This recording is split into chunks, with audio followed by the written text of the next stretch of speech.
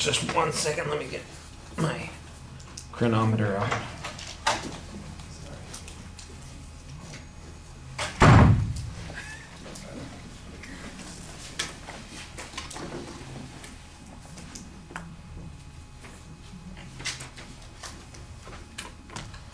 All right, whenever you're ready. Starting today with a confession, to be honest with you. 2.5 years ago, I had to be hypnotized for an addiction problem. It would affect me daily. I would think about it all day long. It would be in my presence. I served tables, so I would get home from work at like 1:30 in the morning, and I would lay in bed and I would think about it and think about it. And the only solution I had was to drive to Del Taco, order a soda, drink it on my way home, and try to figure out a way to go to bed, and it would put me to sleep immediately. So when you we'll just address getting hypnotized really quick because everyone always wants to ask me questions about it. There's no looking at a clock. There's no you're getting sleepy, dancing around like a ballerina. That just doesn't happen. It's more of a meditation, and you breathe deeply and you kind of find a center. They also try to see if it's more of a companion or comfort item than it is like a refreshing beverage, and they do it for all things. There's gum chewers in there, nail biters, all different things people get hypnotized to cure. So I went in for soda. We tried to find whether or not it was more of a comfort item, and it wasn't. So then I started researching what's in soda. So I think we should all really kind of look into what we're consuming and what happens on a regular basis. So main factors in soda are high fructose corn syrup, aspartame, and those two chemicals together are really crucial, and I even looked into what Pepsi thinks about them and the effects medically that it takes on your body.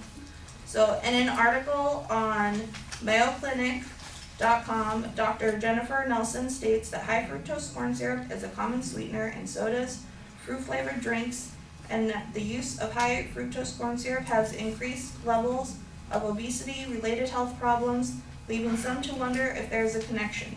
Research has shown that high fructose corn syrup is chemically modified and similar to table sugar. Controversy exists, however, because it has not been decided on whether or not high fructose corn syrup is metabolized different from table sugar. And the article continues that you should consume high fructose corn syrup in moderation. But if it's so common in all different products, it's hard to consume anything moderately. I also looked into the effects of high fructose corn syrup, and it's weight gain, type 2 diabetes, metabolism syndromes, high triglyceride levels. So mainly it slows down your internal processing on how you metabolize things and makes you more of a physically slower, not just refreshment or anything like that. So it affects you internally. The other chemical is aspartame. This is made out of 2 different acids. It's asparic acid and glutamine acid, and both of which cause neurological disorders. So the soda is affecting you in physically slower and mentally slower. What these acids do is, I found an article called "Aspartame is by far the most dangerous substance on the market that is added to food" on Mercola.com, which is a medical website. And it says aspartame accounts for over 75% of adverse reactions to food addictions reported to the FDA. Many of these reactions are serious, including seizures and death. And through the process of withdrawing from soda, an effect that happened to me was a powder started to film on the outside of my body, and I could feel it even in my mouth. And it just feels like chalk is all over you. And I went to the hypnotist center and told them what was happening, and they said it was the chemicals coming out of me and withdrawing from the soda that I was feeling. So your body doesn't metabolize the chemicals, and it affects you and stimulates your brain cells until your brain cells die. So it kind of grossed me out, and made me a little nervous on what I was consuming so much of for so long. So every controversial issue has a positive and negative, and someone has to be standing up for soda that it's, so widely sold and consumed all over the world. So I went to the source. I went to Pepsi.com, and on their website they have internal like mission statements, ways that they're going to make the environment better by their packaging. So there was a tab titled Human Sustainability. So I thought, as a consumer, this is it. This is where they're going to prove that their product is beneficial to consume. And it was like a paragraph long, and I'll just paraphrase it, but mainly they stated that the purpose of their products are being changed to make a healthier use using whole grains, healthier products, vegetables, natural fruits, low dairy fats on all global products. They also want to use lower levels of sodium, sugars, natural or artificial, and all products will be revamped by 2012 or 2020. Now, if the producer can't defend their product and all medical journals and doctors are also disproving their product, then it's clear that high fructose corn syrup makes you internally slower.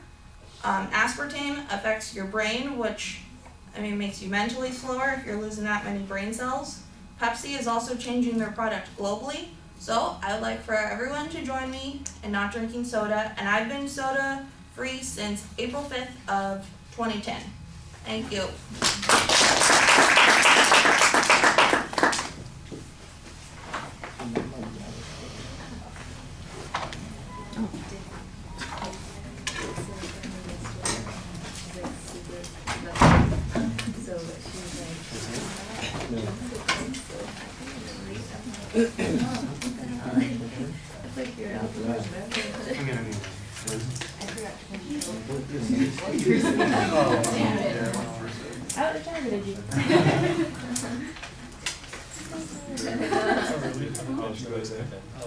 My name is Aimee, and I'm a soda-holic.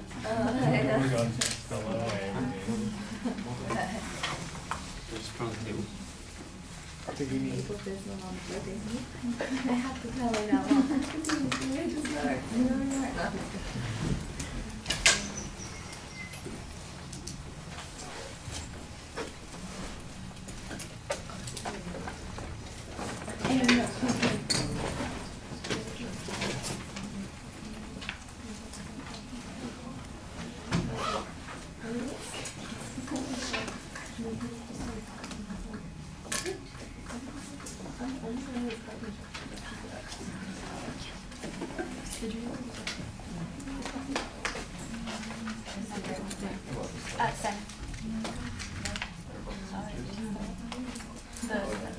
Can you pass it down?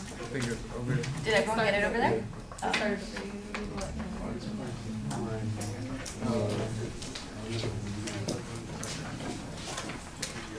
Mine says, I think, so you could choose not still too fast.